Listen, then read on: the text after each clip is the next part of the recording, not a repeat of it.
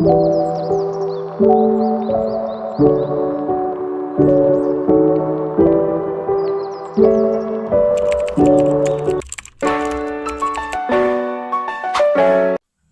sebelum masuk ke materi, sebelumnya kita akan melihat video yang akan Ibu tayangkan di sini.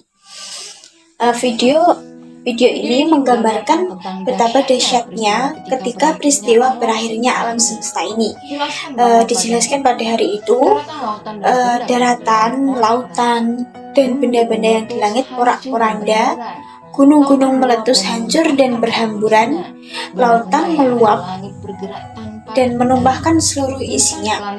Benda-benda di langit bergerak tanpa terkendali, bintang, planet, bulan saling bertabrakan hingga seluruh manusia menjadi panik, lari pontang-panting. Dan mereka tidak sempat mengenali lagi sanak saudaranya. Bahkan ibu hamil pun hanya memikirkan keselamatan dirinya dan tidak mementingkan janinnya lagi. Padahal pada hari itu semua makhluk akan mati tanpa terkecuali, termasuk hewan, tumbuhan, bakteri, kuman, virus, jin, dan setan. Mereka juga akan mengalami kematian. Maha besar Allah atas segala kekuasaannya. Kompetensi dasar yaitu menganalisis dan mengevaluasi makna iman kepada hari akhir. Selanjutnya indikator pencapaian kompetensi. Yang pertama yaitu menjelaskan makna iman kepada hari akhir. Yang kedua menambahkan perilaku yang mencerminkan keimanan terhadap hari akhir. Yang ketiga yaitu menguraikan hikmah iman kepada hari akhir. Selanjutnya tujuan pembelajaran. Sekitar di sini yaitu melalui model pembelajaran e-learning, peserta didik dapat menganalisis dan mengevaluasi makna iman kepada hari akhir, menyajikan kaitan antara beriman pada hari akhir dengan perilaku jujur, bertanggung jawab, dan adil, sehingga meyakini terjadinya hari akhir, kemudian berperilaku jujur, bertanggung jawab, dan berbuat adil. Selanjutnya kita akan masuk pada materi ya anak-anak. Selanjutnya kita lihat di sini ada memahami makna beriman pada hari akhir. Yang pertama, hari akhir menurut bahasa. Yang pertama itu ada hari penghabisan yang ada dalam Quran surat Al-Baqarah ayat 177. Kemudian ada juga yaitu hari pembalasan yang berada pada Quran surat Al-Fatihah ayat 4. Selanjutnya, menurut istilah hari akhir itu adalah hari mulai hancurnya alam semesta beserta isinya dan berakhirnya kehidupan semua makhluk Allah di dunia. Selanjutnya yaitu iman kepada hari kiamat atau hari akhir, yaitu mempercayai bahwa seluruh alam semesta ini dan segala isinya pada suatu saat nanti akan mengalami kehancuran, dan mengakui bahwa setelah kehidupan di dunia ini ada kehidupan yang kekal atau abadi di akhirat kelak. Kemudian hari akhir menurut Al-Quran.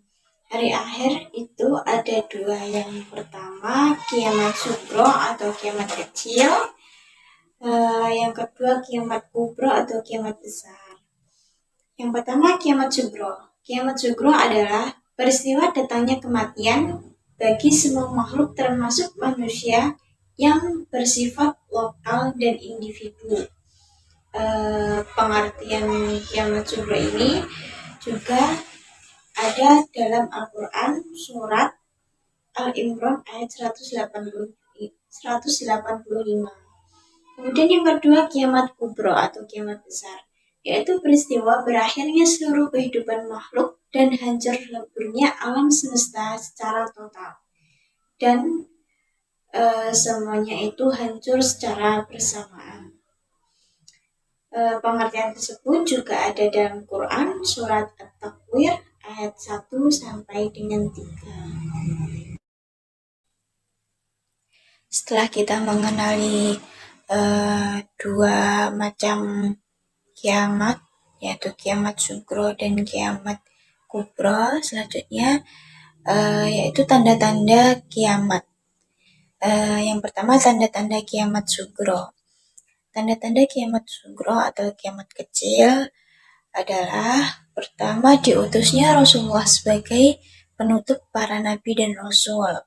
Kemudian segala urusan itu dipegang oleh seseorang yang bukan ahlinya.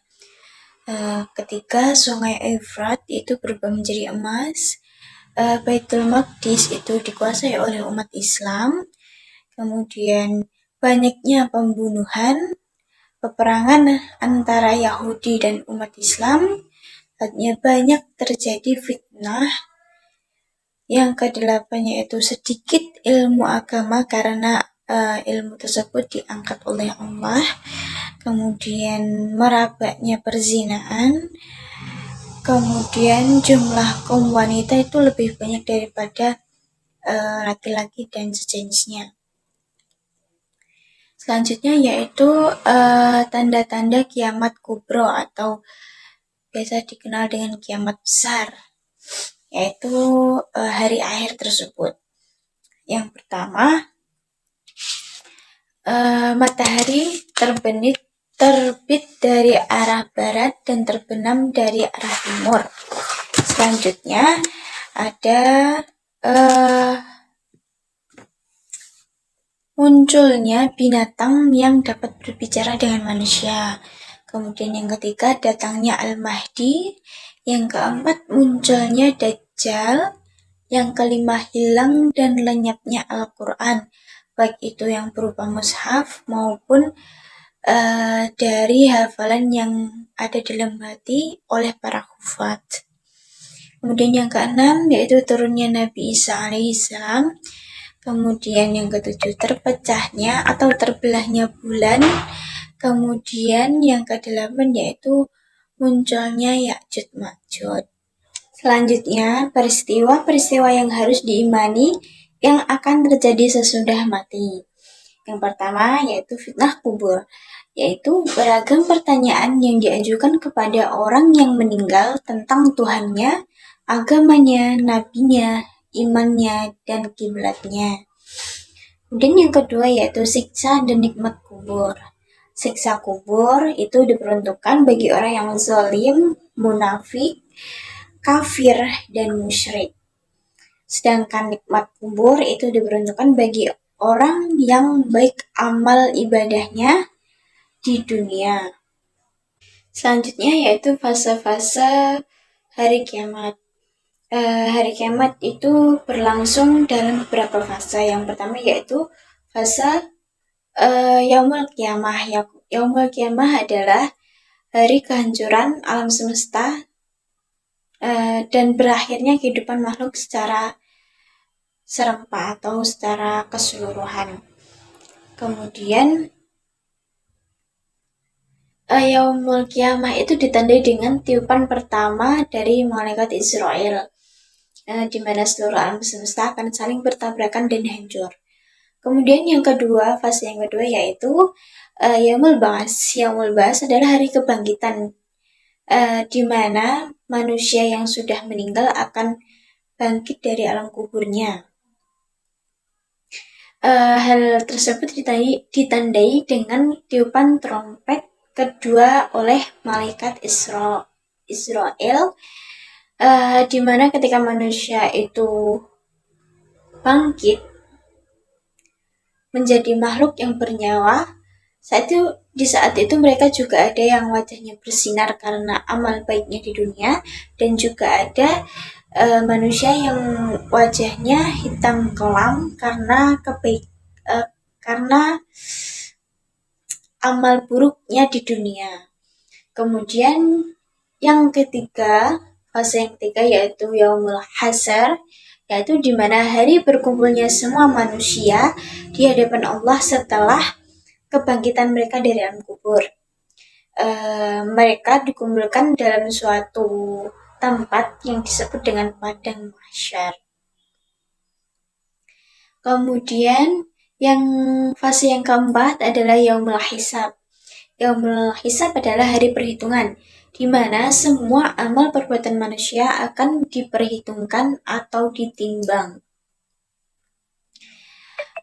Dalam fase ini semuanya akan bersaksi, mulai dari tangan, kulit, anggota tubuh, harta benda, semuanya akan menjadi saksi perbuatan mereka selama di dunia. Selanjutnya fase yang kelima yaitu Yaumul Jaza. Yaumul Jaza adalah hari pembalasan bagi setiap manusia atas segala amal perbuatannya, baik perbuatan baik maupun perbuatan yang buruk. Bagi mereka yang memiliki amal baik, mereka akan ditempatkan di surga. Dan sebaliknya, bagi mereka yang memiliki amal yang buruk, maka mereka akan ditempatkan di neraka. Selanjutnya yaitu surga. Surga adalah balasan bagi mereka yang memiliki amal baik selama di dunia. Surga ada memiliki beberapa tingkatan. Yang pertama yaitu Jannatul Firdaus, kedua Jannatul Aden, yang ketiga Jannatul Naim, yang keempat Jannatul Khuldi, yang kelima Jannatul Ma'wah, yang keenam Darussalam, dan yang terakhir yaitu Darul Qarar. Kemudian selanjutnya yaitu neraka. Neraka adalah tempat penyiksaan bagi manusia yang membangkang terhadap syariat Allah dan mengingkari Rasulullah. Neraka adalah tempat mereka yang selama di dunia itu memiliki amal yang buruk. Neraka di dalam Al-Quran biasanya disebut dengan an-nar, yang artinya api, yang dimana api itu simbol dari penyiksaan dan kesakitan. Seperti halnya dengan surga, neraka juga memiliki beberapa tingkatan. Yang pertama yaitu neraka Hawiyah, yang kedua neraka Jahim, yang ketiga neraka Sakor, yang keempat neraka Lazza, yang kelima neraka Hutamah, yang keenam neraka Sa'ir, yang ketujuh neraka Wa'il, yang kedelapan yaitu neraka Jahanam. Kemudian yaitu hakikat beriman kepada hari akhir. Iman kepada hari akhir adalah rukun iman yang kelima yang harus diyakini oleh setiap muslim. Sebagai perbuatan yang dilakukan oleh setiap manusia, baik maupun buruk, akan dipertanggungjawabkan di akhirat kelak. Oleh sebab itu, hendaknya keimanan kepada hari akhir atau beriman kepada hari akhir ini dijadikan landasan utama untuk menyadarkan diri kita agar selalu taat kepada ajaran Allah Subhanahu wa taala. Selanjutnya yaitu hikmah beriman kepada hari akhir. Yang pertama yaitu muncul rasa kebencian